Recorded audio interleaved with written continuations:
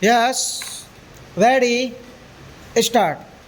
I am grateful to the Board of Governors, Director and members of the staff of this Institute of Technology for having invited me to perform the opening ceremony of the building of the institute this evening.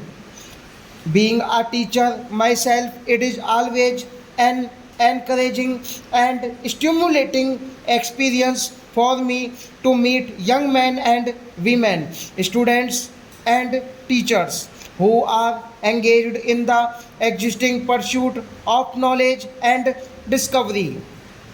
It is makes feel happier and younger. I always carry with me the fragrant memory of the pleasant time I have spent in your midst this evening. I have been impressed by the considerable thought and hard work that has gone into the design and construction of this building, which I have had the pleasure to inaugurate. It had beauty without pomp and show and is eminently functional. It is designed to meet all the present requirements of the institute and also to provide for further expansion without upsetting the general pattern. Its cost has been kept significantly low, and the speed and efficiency with which it has been constructed deserve admiration. I was also happy to learn that most of the execution has been done departmentally without any contractors. In the present position of our resources, we cannot spend heavily on buildings, much less on middlemen, profits, or ornamental features which have little educational significance. I therefore welcome the emphasis laid in the planning and construction of this building on functional utility. Simply and economy, I wish we could carry this emphasis still further in all our future constructions. The development of modern industry has been one of our significant achievements in the post independence period.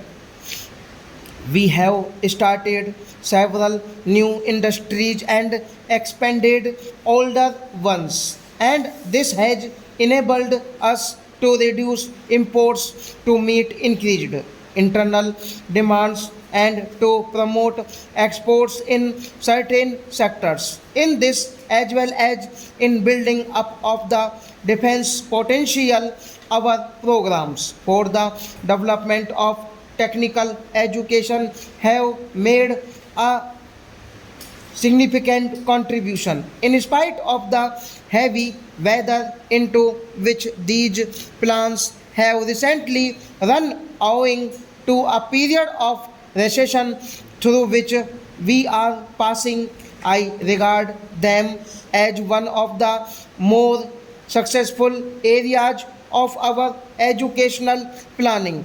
In the last 20 years, we have expanded most of the old engineering colleges because a bigger institution tends to be more economic and efficient and also opened new engineering colleges.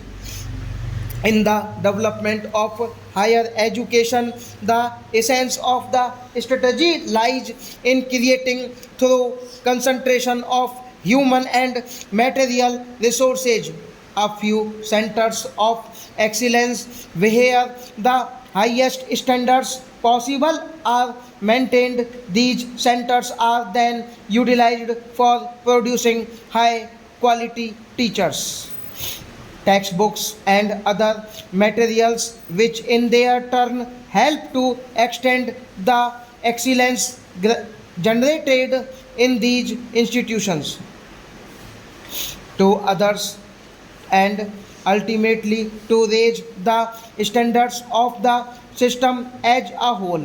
The establishment of the Indian Institute of Technology is a good illustration of this process of improving standards in higher education.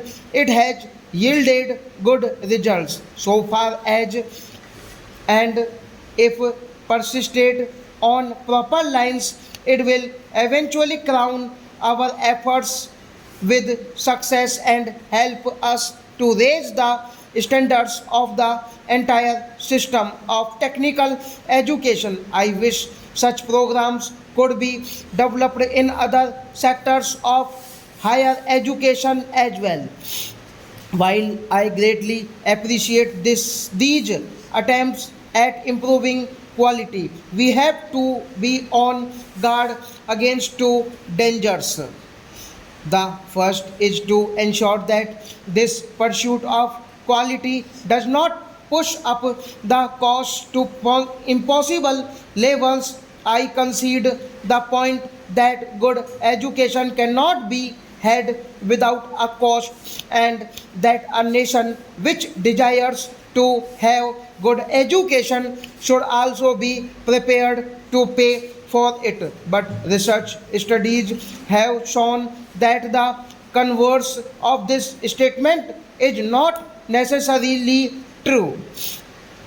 Very often, institutions where the cost per student is high show a proper level of attainment than some others where the cost per student is much lower. It cannot therefore levels be argued that an education which costs more is necessarily better.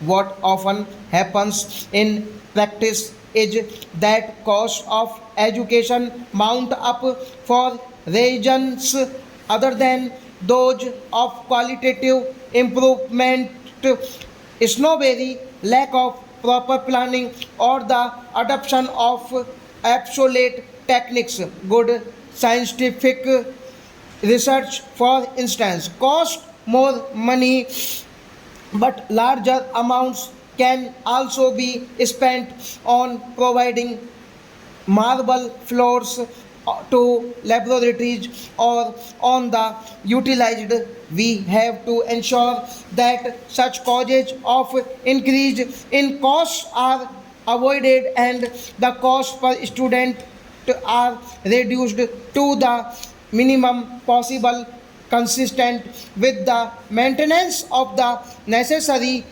standards. This will be possible through the adoption of modern scientific techniques, better planning, and greater human effort. The institutes should not be satisfied merely by maintaining the highest standards. They should also evolve techniques to avoid waste, to make the best use of all available facilities, and to reduce cost to as low a level possible. This is an important aspect of the more problem which I commend for your serious consideration. Stop.